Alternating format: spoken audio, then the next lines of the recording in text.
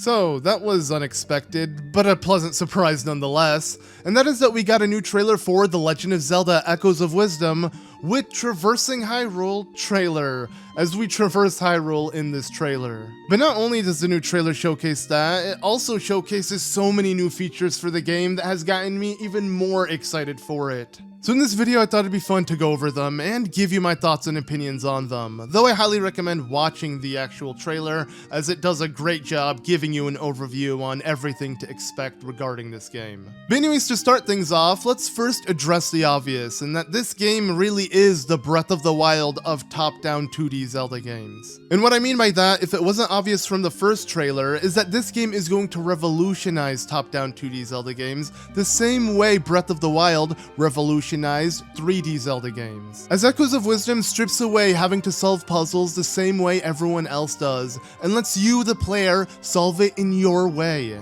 And because of that, Zelda's arsenal is completely different than anything we've ever experienced with Link, allowing us to solve things in so many different and unique ways. Of course, all of Zelda's new abilities seems to be in thanks of her new companion, Tri, who gives her the power of the Echo, hence the name Echoes of Wisdom, which Tri is most likely a part of the Triforce of Wisdom. And speaking of Zelda's new abilities, one new ability that was showcased in the newest trailer that heavily references Breath of the Wild and Tears of the Kingdom is Zelda's ability called Bind. Bind is very much just this game's Ultrahand or Magnesis. It allows Zelda to pick up and control objects and unearth chests similar to Breath of the Wild and Tears of the Kingdom. Of course, this ability is a lot more reminiscent to Ultrahand specifically, as it allows you to pick up any object, and even the color itself seems to be somewhat similar. But yeah, if the game didn't already scream the Breath of the Wild of top-down Zelda games, it definitely does now. Though unlike Ultrahand and Magnesis, Bind actually can bind to a lot of other things, not just inanimate objects. For instance, you can use it on enemy or friendly mobs for your advantage, which is obviously going to give you so many unique and interesting ways to interact and solve things that, yeah, this game just looks like so much fun. I love the fact that Nintendo really wants your creativity to shine, similar to how Breath of the Wild and Tears of the Kingdom did to the 3D Zelda games. But of course, that's not all that this game breaks away from when it comes to the standard 2D top-down Zelda formula. As for it seems like the first time in a top-down Zelda game, we are getting horseback riding. Yes, this is absolutely absurd to see in a top-down 2D Zelda game. And before you mention Four Swords Adventures, that wasn't an open-world Zelda game, so I don't really count that as one. Yeah, you got to ride the horse in a top-down Zelda game, but it was throughout the level, not throughout the entire open world. So again, I don't really count that one. But I think what we can take from this fact is that Hyrule must be really big if you need to get around on horseback. That, or maybe Zelda didn't see the Pegasus boots as fashionable, so she decided to ride a horse instead, as it's not like we didn't have a way to get around Hyrule fast, and if maybe Zelda doesn't have the option of Pegasus boots, that could be the replacement, so maybe the world won't be that big, but it definitely is looking pretty big compared to any top-down Zelda game. As another feature that really didn't need to be stated is that there will be travel points throughout the game that will allow you to instantly travel from one area to another, but that isn't anything new that we've seen within the series. And also, speaking of Zelda's fashion as well, Zelda really seems to take her fashion seriously within this game, as she actually has different outfits that she can wear. And not only that, she also has different accessories that she can put on that will give her different buffs. So whether you're looking for actual enhancements or cosmetics, you have the options of both, which is so cool to see in a top-down Zelda game. And I'll be honest, while I do think it's cute that Zelda is wearing Link's hoodie, I wouldn't have wanted her to wear that throughout the entire game, so it's really cool that we can customize her to our liking. Again, it really hammers home how this game brings so many features that Breath of the Wild first brought to 3D Zelda games, now being brought to top-down 2D Zelda games. And because of this customization and freedom the game provides, it's going to make every single playthrough seem unique in some way, similar to how Breath of the Wild and Tears of the Kingdom's playthroughs always feel somewhat different because of their customization and freedom. And because of all of this freedom, you're going to want an easy way to track all of it, to remember what you did and didn't do throughout each and every playthrough. Right? Well, again, similar to Breath of the Wild and Tears of the Kingdom, we finally have a quest menu for top-down 2D Zelda games. Yes, we can now keep track of all the side quests and things that we've done throughout our adventure. This feature was honestly very late to come to the series, as we first got it in Breath of the Wild, but I'm glad we finally got it in a top-down 2D Zelda game, and hopefully this will be the standard for Zelda games moving forward.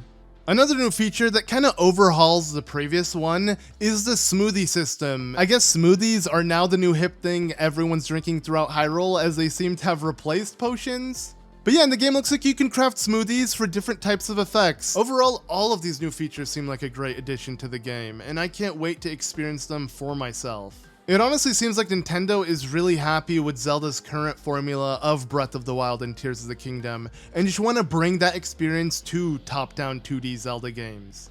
And whether that will be for the good or for the bad, only time will tell, and honestly, I can't wait to experience it for myself. Because at least from the looks of it, it's looking so fun. And speaking of looks, let's talk about the new locations. Of course, from the first trailer, we already saw glimpses of these locations, but now we got a much better look at all of them. And to start off, we got Gerudo Desert, an area we've never seen in a top-down Zelda game, unless again you're talking about Four Swords Adventures. But now we get it in an actual top-down open world. And while Zelda does have her own Gerudo outfit, she doesn't have to dress up as that to get in their village, as she is a Vi, and I mean, she is Hyrule's princess, so I'm sure she's welcome in there. Overall, it's going to be really cool to see all these NPCs interact with Princess Zelda, not Link. As from what it seems so far, yes, they do recognize Zelda as Zelda. She isn't hiding herself. And honestly, it's really cool to see all the Zelda races in this diorama art style. I never imagined seeing the Gerudo, but they kind of fit. Also do love how they seem to be more inspired off of Breath of the Wild's look, but that's not the same for all of the other races within the game. It really seems like this game is a mashup of all sorts of Zelda games. And speaking of mashup, I have a feeling most of these segues don't make sense, but I'm gonna roll with it. Jabus Waters is another location within the game. And I'm assuming the name Jabul is in reference to Jabu Jabu. I guess he took the L because he's dead. Now it's just Jabus Waters. I don't know. And it's interesting that they show both the Sea Zora and River Zora and mention that they are coexisting together. Of course, this is not the first in any Zelda game of this happening, but it's cool to see, as we normally don't see them coexist. No surprise though, they don't seem to be getting along. The next location is Elden Volcano, so not Death Mountain per se, but close enough. And similar to Ocarina of Time specifically, this kind of plays into it being like a mashup. Kakariko Village is at the base of the volcano, which is something we've seen in Ocarina of Time and Twilight Princess, but not in any other top-down 2D Zelda game. Usually Kakariko Village would be south of the forest and not Death Mountain. But throughout the volcano itself, we find Gorons, and they are so cute in the diorama art style. And while it's hard to really pinpoint which art style they are based off of, as the Gorons really never changed throughout the series except in Twilight Princess, there is a Breath of the Wild Goron reference throughout this. That being the rock roasts. I guess it was also in Majora's Mask, but that was the sirloin rock roast, and it didn't look like what we see here. This looks exactly like the rock roast we see in Breath of the Wild, or rather Tears of the Kingdom. My bad. Specifically Tears of the Kingdom, not Breath of the Wild. I consider them the same game, so sometimes I'll just say Breath of the Wild instead of Tears of the Kingdom. But yeah. And last but not least, obviously we need a forest-like area, that being the Faron Wetlands. And of course that's more reminiscent to Breath of the Wild and Tears of the Kingdom, as that was the only time the forest really was a wetland. Every other Zelda game, the forest was just a forest. But throughout the Faron region, we're obviously going to find the Deku Scrub inhabiting it, as they are the race that live throughout the Faron region.